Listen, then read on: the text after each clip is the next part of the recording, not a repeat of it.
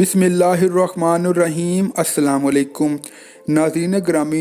India, America और Israel की खुफिया एजेंसियां पाकिस्तान को मिटाने के लिए खुफिया मीटिंग कर रही थीं और मीटिंग के दौरान अमेरिकी एजेंट बोला कि हम पिछले कई सालों से पाकिस्तान को तबाह करने की प्लानिंग कर रहे हैं, लेकिन पाकिस्तान जैसे गरीब और करप्ट लोगों से भरे मुल्क को अभी तक हम क्यों ख़त्म नहीं कर पाए। हालांकि पाकिस्तान को छोड़कर हम इराक और शाम को चंद सालों में कैसे तबाह बर्बाद कर चुके हैं, लेकिन समझ नहीं आता कि पाकिस्तान क्या चीज़ है। हमारी अरबों डॉलर की इन्वेस्टमेंट कैसे ज़ाया हो रही है। अभी ये बातें ख़त्म भी ना हुई थी कि इस मीटिंग में उस नंबर पर कॉल आ गई जिस पर सिर्फ इमरजेंसी में कॉल आती है और सिर्फ टॉप सीक्रेट लोग ही कॉल कर सकते हैं। जब फ़ोन करने वाले से पूछा गया कि कौन, तो जवाब आया कि पाकिस्तान का गुमनाम हीरो, और बोला कि पाकिस्तान को काबू करना आपके बस की बात नहीं, क्योंकि पाकिस्तान अल्लाह के राज़ों में से एक राज है और तुम लोग कितनी ही सीक्रेट मीटिंग क्यों ना कर लो, हमसे छुपे नहीं रह सकते।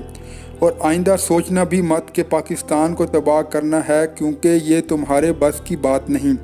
इसके बाद कॉल कट जाती है और फिर सब एजेंट मीटिंग उधर ही ख़त्म करके निकल जाते हैं। मौजूद ख़वातीनो हज़रात, आज की वीडियो में पाकिस्तान की ताकत के बारे में आपको बताते हैं और बताते हैं कि पाकिस्तान अपनी दिफाई सलाहियत अमेरिका के हम पल्ला कर चुका है, और जो पाकिस्तान सुई भी नहीं बना सकता था और वो अमेरिका को दिफाई मैदान में मात दे रहा है। मौजूद नाजरीन, पाकिस्तान के साथ अल्लाह का कोई ख़ास ही मामला है। इस मुल्क को भारत की तरफ से भी कई ताने मिल चुके हैं कि पाकिस्तान सुई तक नहीं बना सकता, मगर फिर दुनिया ने देखा कि इस मुल्क ने दिफाई आलात व हथियार की तैयारी मुल्की सतह पर शुरू कर दी। रेडार और लड़ाका तैयारे भी पाकिस्तान खुद बनाता है, यहाँ तक कि पाकिस्तान नए और तरबीती तैयारों के अलावा 5वीं नस्ल के लड़ाका तैयारे भी खुद बनाने जा रहा है। पाकिस्तान आइंदा चंद सालों में स्टेल्थ टेक्नोलॉजी के हामिल मुख्तलिफ़ किस्म के हथियार, जिनमें लड़ाका तैयारों के अलावा आबदोज़ें और मज़ीद मिसाइल भी शामिल हैं, बनाने के काबिल हो जाएगा। प्यारे दोस्तों, एटम बम की तैयारी के लिए जिस मशीन में यूरेनियम को अफजरदा किया जाता है, उस मशीन को सेंट्रीफ्यूज मशीन कहते हैं।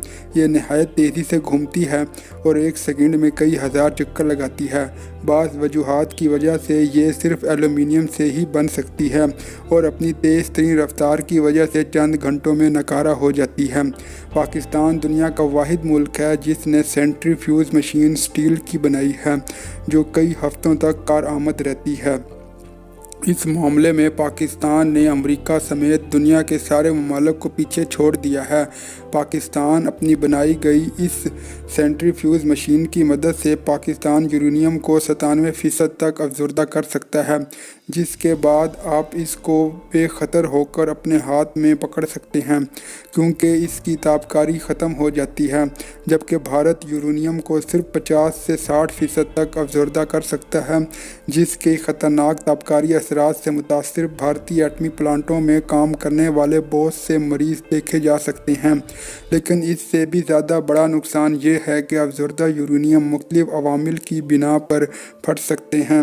मिसाल के तौर पर अगर किसी भी भारतीय न्यूक्लियर प्लांट पर रवायती हथियारों से हमला हो तो वो किसी एटमी धमाके की तरह फटेंगे, लेकिन पाकिस्तान के अफजरदा शुदा यूरेनियम इस खामी से पाक है, जो दुनिया की सख्त तरीन धात बन गई। इस धात से फिर अमेरिका ने जंगी टैंक बनाने शुरू कर दिए। इराक पर हमले के दौरान उन्होंने अपने इन्हीं टैंकों में से उस टैंकों को बगदाद ने दाखिल किया जिन पर सद्दाम की फ़ौज ने अपने सारे हथियार आजमाए, लेकिन इन टैंकों पर ज़रा असर नहीं हुआ, जिसके बाद सद्दाम की फ़ौज के हौसले पस्त हो गए।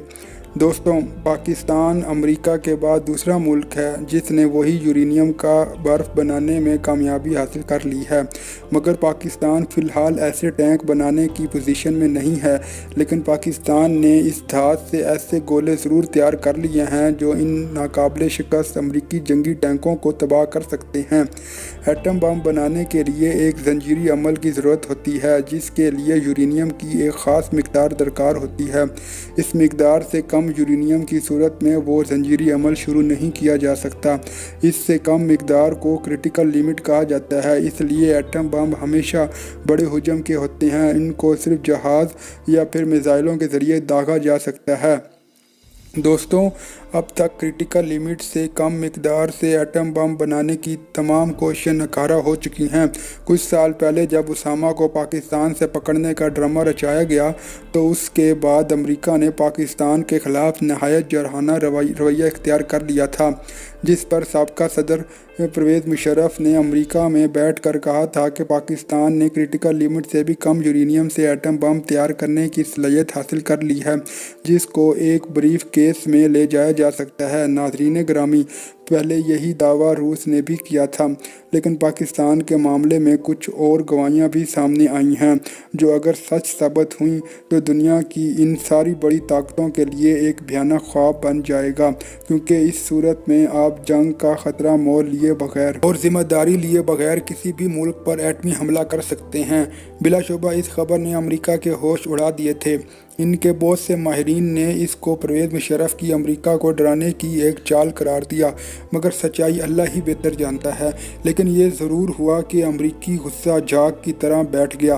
ناظرین گرامی، اسامہ ہی کے واقعے میں اطلاعات کے مطابق سٹیلتھ ٹیکنالوجی کے حامل ہیلی کاپٹر استعمال کیے جن کو ریڈار پر دیکھا نہیں جا سکتا۔ اس واقعے کے فوراً بعد امریکہ کے کچھ دھمکیوں کے جواب میں چوتھے دن پاکستان نے بابر میزائل کا کامیاب تجربہ کیا، جو کہ سٹیلتھ ٹیکنالوجی کا حامل ہے اور ریڈار پر نظر نہیں آتا۔ اس تجربے نے امریکہ کے ساتھ ساتھ بھارت کو بھی حیران کر دیا، کیونکہ پاکستان نے سٹیلتھ ٹیکنالوجی کا حامل ایک زیادہ خطرناک ہتھیار تیار کر لیا تھا، جس کے جدید ترین بابر 3 میزائل ہے۔ چند سال پہلے بھارت نے اسرائیل سے ایک انتہائی مہنگا اور جدید ترین ریڈار سسٹم خریدا تھا جو زمین پر اسلحے کی ڈپو یعنی زمین پر اسلحے کی موجودگی کی نشاندہی کر سکتا ہے۔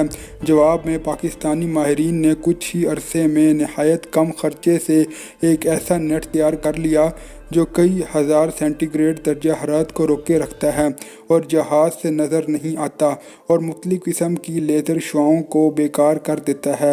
صرف اس نیٹ سے اپنا اسلحہ ڈھانپ لیں تو بھارت اور اسرائیل کا جدید ترین اسلحے کو نشاندہی کرنے والا سسٹم بیکار ہو جاتا ہے۔ ناظرین گرامی، بے شک قائد اعظم محمد علی جناح نے بالکل ٹھیک فرمایا تھا کہ دنیا کی کوئی طاقت پاکستان کو ختم نہیں کر سکتی، لیکن امریکہ اپنی بھونڈی حرکتوں سے باز نہیں آتا۔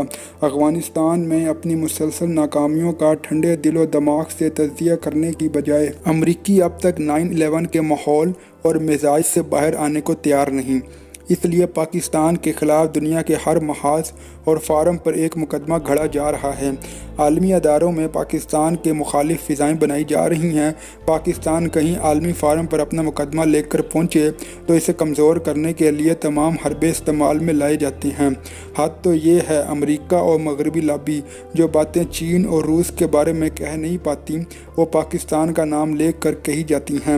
پاکستان کو تختۂ مشق بنانے کی اس مہم میں اعتدال اور توازن کے سارے سبق اور اصول فراموش کیے جا چکے ہیں۔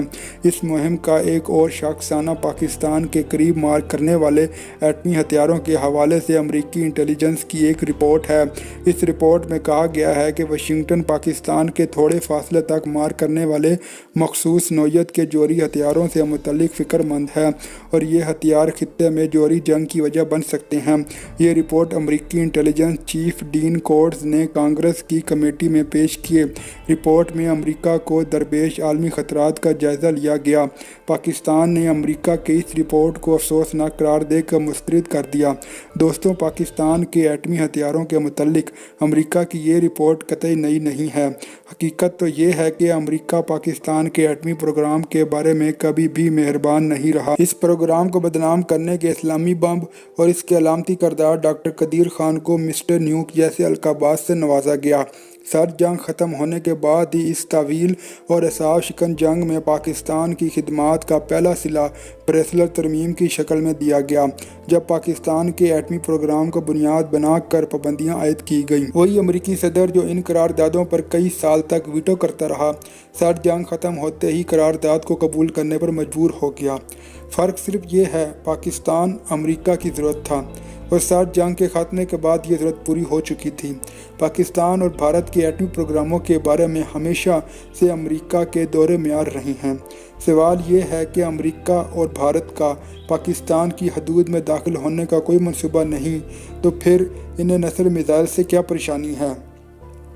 دوستوں، ویڈیو پسند آنے کی صورت میں اسے واٹس ایپ اور فیس بک پر اپنے دیگر دوستوں کے ساتھ بھی شیئر کیجیے اور کمنٹس باکس میں اپنی قیمتی تجاویز سے ضرور آگاہ رکھیے گا۔ ہماری اگلی ویڈیو آنے تک اپنا اور اپنے پیاروں کا ڈھیر سارا خیال رکھیے۔ اللہ حافظ۔